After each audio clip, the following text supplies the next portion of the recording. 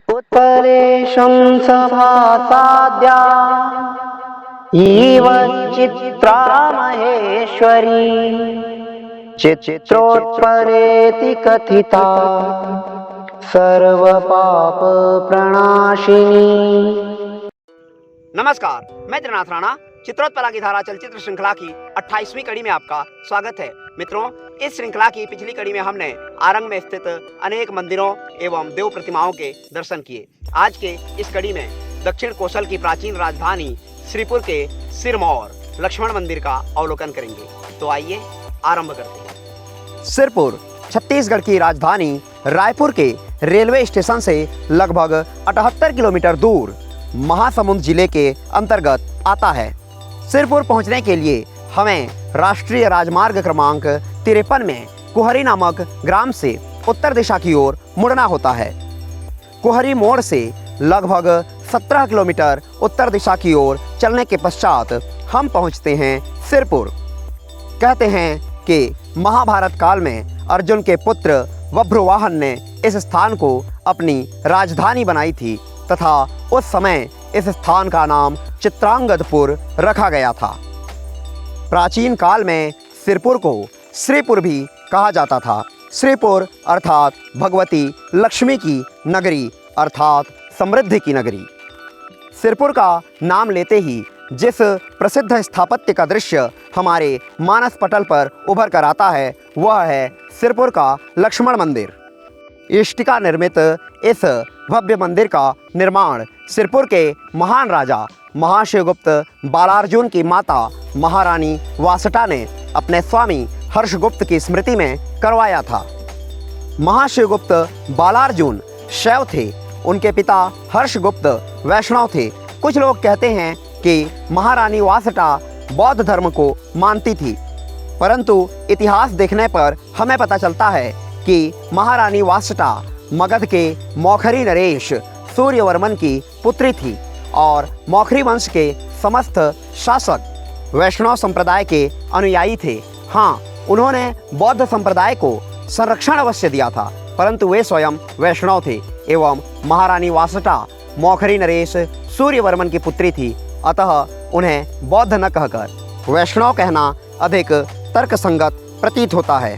सन 1872 में J.D. Beglar ने इस मंदिर को तात्कालीन सरकार के संज्ञान में लाया।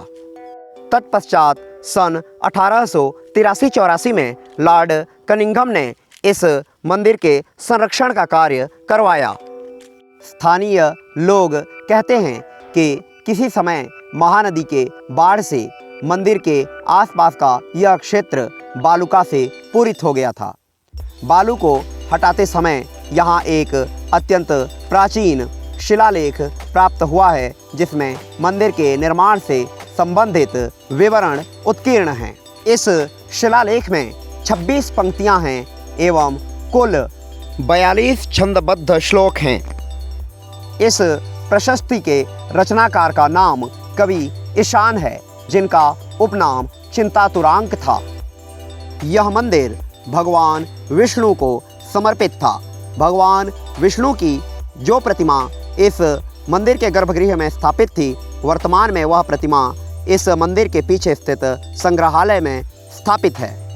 इस मंदिर को तोडंकण, मधुवेड, वाणपद्र, कुरुपद्र एवं नालीपद्र नाम के 5 गांव दान में दिए गए थे। इन गांवों से जो आय होती थी उसे 4 भागों में विभाजित किया जाता था। इनमें से एक भाग मंदिर में होने वाले सामूहिक भोजन हेतु, द्वितीय भाग मंदिर के मरम्मत हेतु, तृतीय भाग मंदिर के पुजारी के परिवार के भरण पोषण हेतु दिया जाता था। इसके चतुर्थ भाग को पुनः 15 भागों में विभाजित करके विभिन्न वेद पाठी ब्राह्मणों को दान किया जाता था। मंदिर से दक्षिण दिशा में यह इष्टिका निर्मित संरचना पुजारी निवास के अवशेष हैं।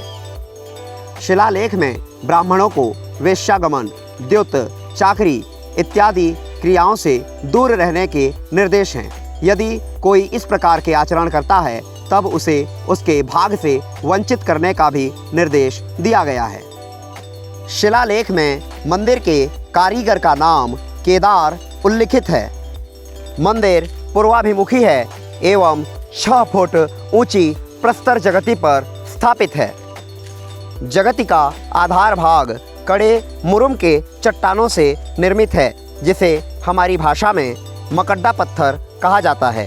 इसके ऊपर 6 फुट ऊंची जगति चूने के पत्थर से निर्मित है। नागर शैली में निर्मित पूर्वाभिमुखी इस मंदिर के मुख्य भाग मंडप, अंतराल एवं गर्भगृह थे, जिसमें गर्भगृह का भाग ही मूल रूप से सुरक्षित है।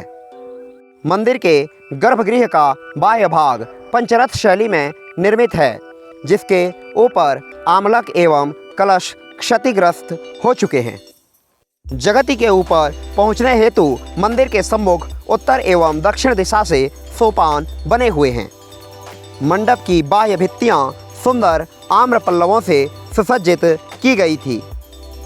भित्तियों के बाह्य भाग में कूट वातायन इसकी शोभा में वृद्धि करते थे। मंडप व गर्भगृह के मध्य का यह भाग अंतराल कहलाता है।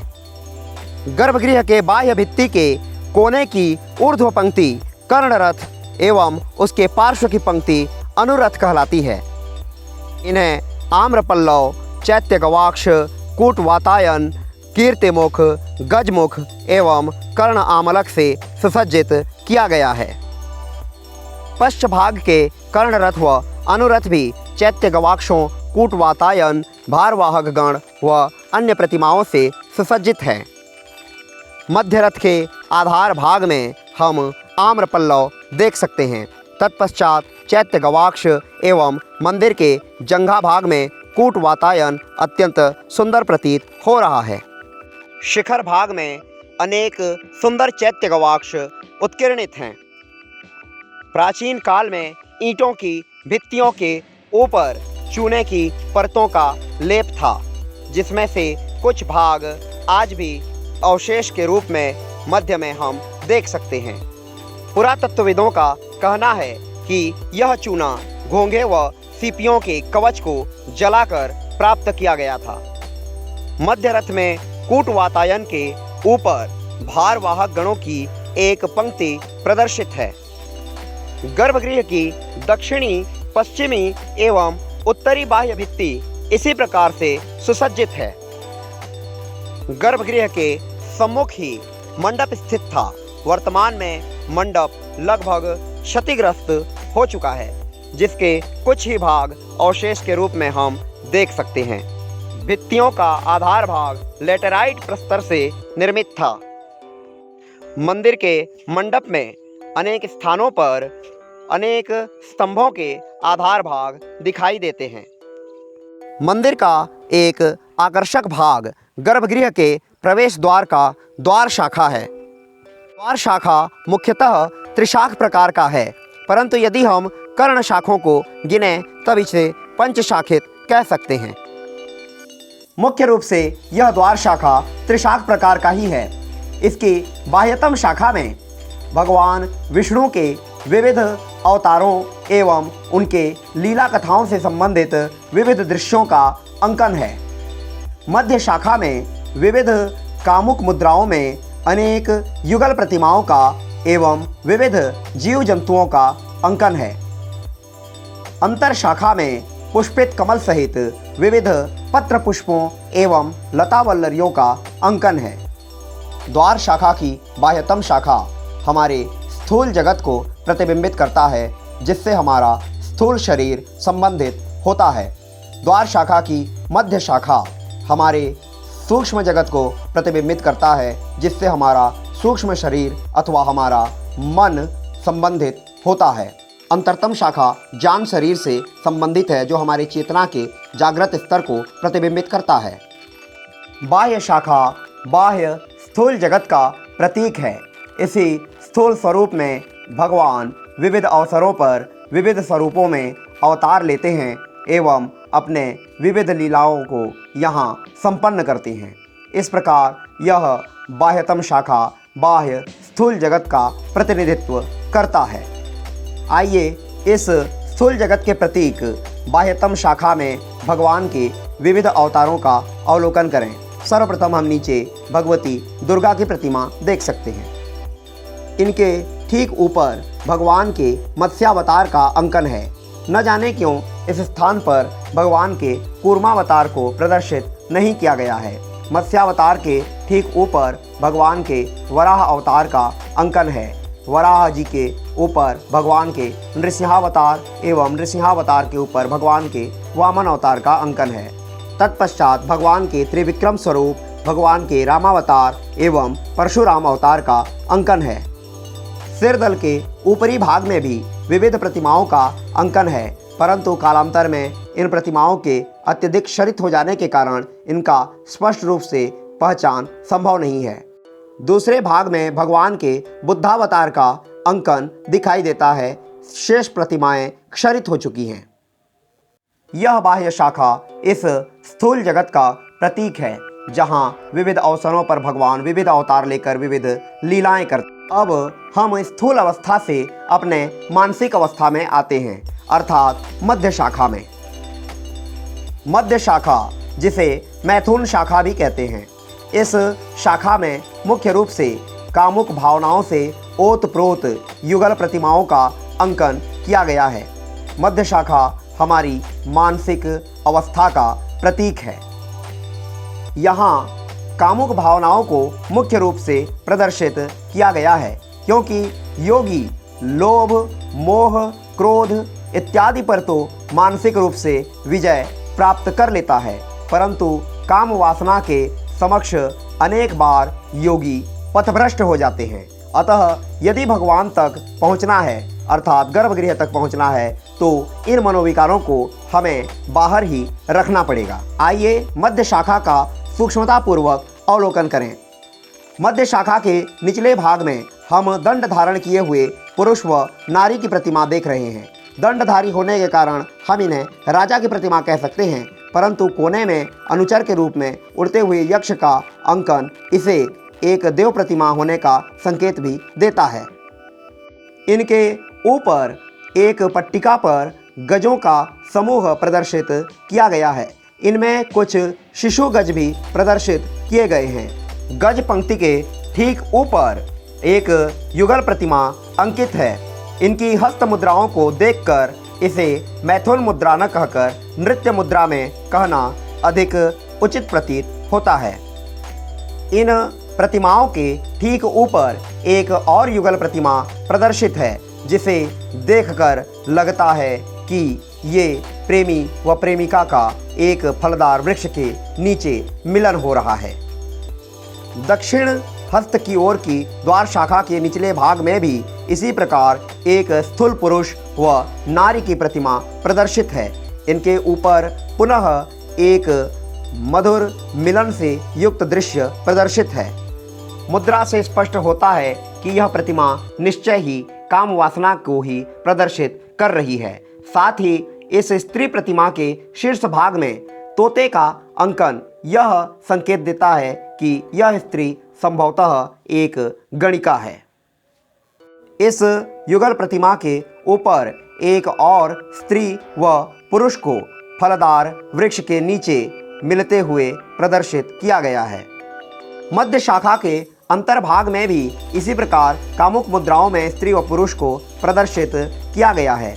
इसके ऊपर जो युगल प्रतिमा है, उनके पार्श्व में हम देख सकते हैं कि रोटी के एक टुकड़े को खाने के लिए दो मूषक संघर्षरत हैं। इस प्रकार यह सांसारिक भावना को प्रदर्शित करता है कि हम रोटी जुटाने में भिड़े रहते हैं व काल हमें अपना ग्रास बना लेता है। इसे प्रदर्शित करने के लिए मूषकों के ठीक निकट एक मेंढक को एक नाग अपना ग्रास बना रहा है। इस अंकन के ऊपर ही प्रतिमा के पार्श्व में वृक्ष पर चढ़ते हुए वानर एवं मयूर का भी अंकन है। इसी प्रकार द्वार शाखा की दूसरी ओर नेवले के सदृश एक पशु को कोई फल खाते हुए दिखाया गया है, जिसका पृष्ठभाग खंडित हो चुका है। इस प्रतिमा के नीचे जो मैथुन प्रतिमा प्रदर्शित है, वहाँ स्त्री के शीर्ष के निकट तोते को अंकित किया गया है। तोते के ठीक नीचे दो चमगादड़ों का अंकन है। संभवतः यह एकमात्र ऐसा मंदिर होगा जहां चमगादड़ों का अंकन हमें दिखाई पड़ता है। मैं तो प्रथम बार ही चमगादड़ों का यह दृश्य यहाँ देख रहा हूँ। मध्य शाखा के अंतर्भाग में हमें एक और रोचक प्रतिमा दिखाई देती है। प्रथमतया देखने पर यह प्रतिमा हमें मिथुन प्रतिमा के समान दिखाई देती है, परंतु यदि हम ध्यान से देखें तो यहाँ कामुक केवल स्त्री ही है। पुरुष उस आलिंगनबद्ध स्त्री को छुड़ाने का प्रयास कर रहा है। वह अपने हाथों से स्त्री के कोहनी के निकट पकड़कर उसे छुड़ाने का प्रयास कर रहा है। यदि वह इसे आलिंगन कर रहा होता तो पुरुष के हाथ निश्चय ही स्त्री की पीठ पर होते। अतः यहाँ यह पुरुष काम वासना से दूर जाने का प्रयास कर रहा है।